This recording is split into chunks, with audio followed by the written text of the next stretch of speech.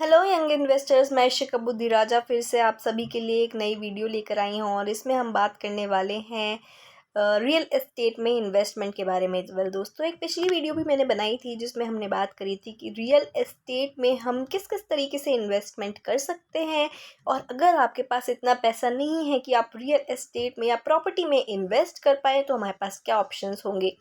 दोस्तों, आज की वीडियो इस बारे में है कि अगर रियल एस्टेट में हमें इन्वेस्टमेंट करनी है तो हमें किस तरीके की प्रॉपर्टी में इन्वेस्ट करना चाहिए, क्योंकि बहुत सारे ऑप्शन होते हैं रियल एस्टेट में इन्वेस्टमेंट करने के लिए कि बहुत सारे टाइप्स की प्रॉपर्टी होती है जिसमें हम इन्वेस्ट कर सकते हैं।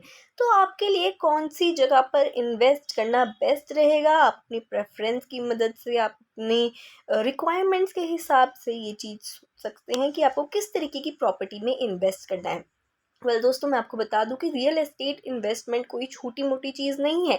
अगर सही जगह पर की जाए तो ये आपको एक बहुत अच्छा रिटर्न दे सकती है। जैसे एक बहुत छोटे एग्जांपल की अगर मैं बात करूं तो प्रॉपर्टी डीलर जो होते हैं वो लाखों रुपए महीना कमा लेते हैं। उनका भी एक तरीके से रियल एस्टेट का बिजनेस ही है। तो ये कोई छोटी इनकम का सोर्स नहीं है। अगर सही तरीके से किया जाए तो रियल एस्टेट इन्वेस्टमेंट आपको बहुत अच्छे रिटर्न दिला सकती है, वो भी बहुत कम टाइम में। बस एक तरीके से हमें बिज़नेस करना आना चाहिए इस चीज़ में।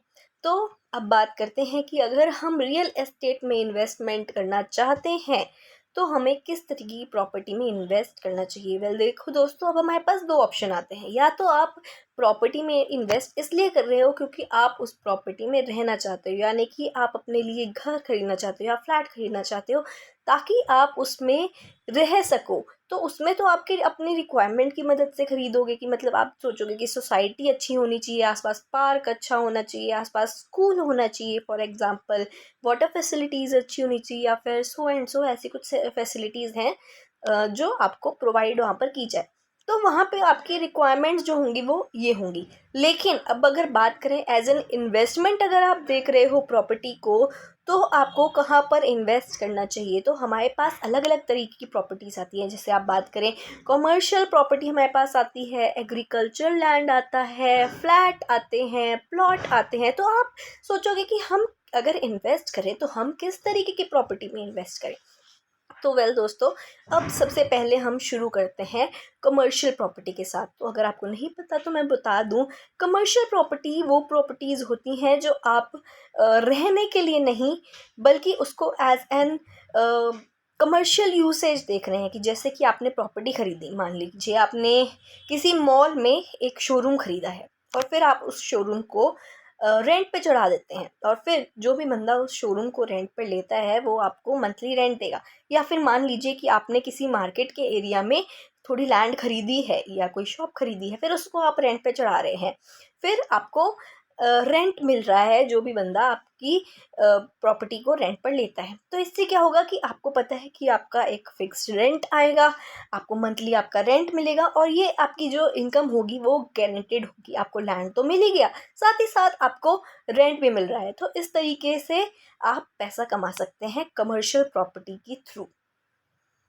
तो दोस्तों, अब अगर बात करें कि आप प्लॉट में इन्वेस्ट करना चाहते हैं, प्लॉट मतलब कि खाली लैंड, अब वहाँ पे इन्वेस्ट करना चाहते हैं, प्लॉट लेना चाहते हैं। लोग कहते हैं ना प्लॉट लेके गिरना है तो हरियाणा साइड ऐसे बहुत सारे जाट होते हैं या बहुत सारे लोग होते हैं।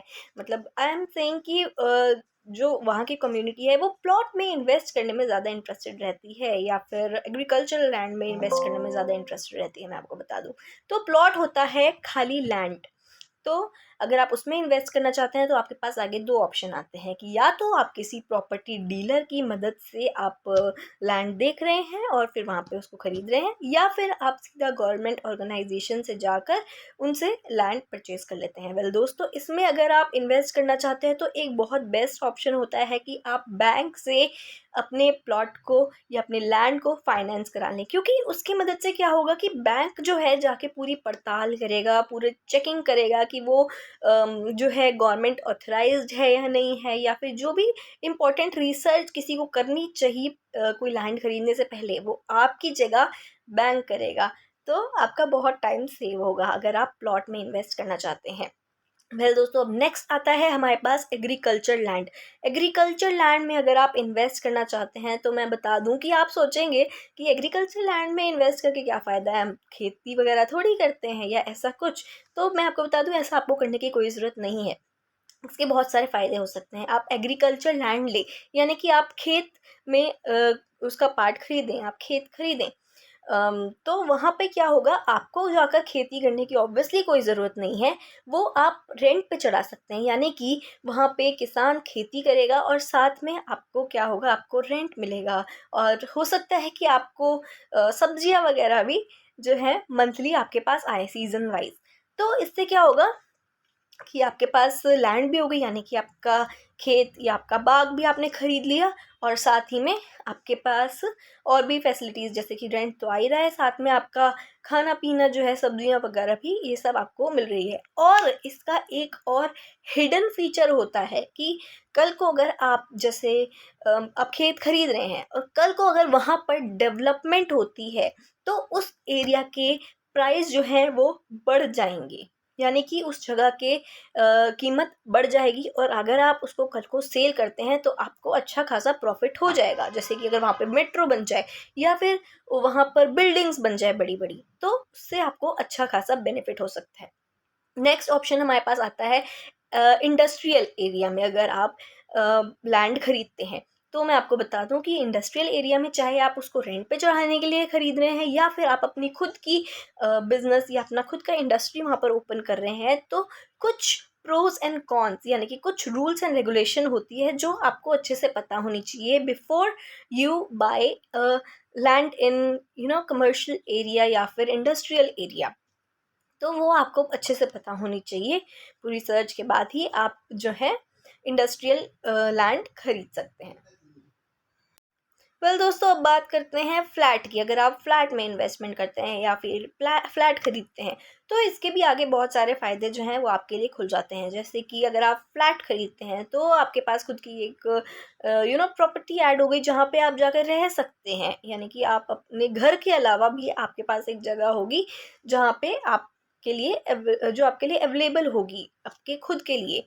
तो ये फ़ायदा है एक तो फ्लैट का। या फिर आप फ्लैट को ऑब्वियसली रेंट पे भी चढ़ा सकते हैं, आप कल को फ्लैट को सेल भी कर सकते हैं और आपको इस पे कोई एक्स्ट्रा खर्चा करने की भी ज़रूरत नहीं पड़ेगी। हो सकता है आप कल को इसको हाई रेट पे जो है सेल कर दें। तो ये फ़ायदे हैं कुछ फ्लैट्स के। दोस्तों, अगली वीडियो में और इन्फॉर्मेशन मैं आपके लिए लेके आऊँगी, तो चैनल को ज़रूर सब्सक्राइब करें। अगर आपने चैनल को सब्सक्राइब नहीं किया है, वीडियो को लाइक और शेयर करना बिल्कुल ना भूलें।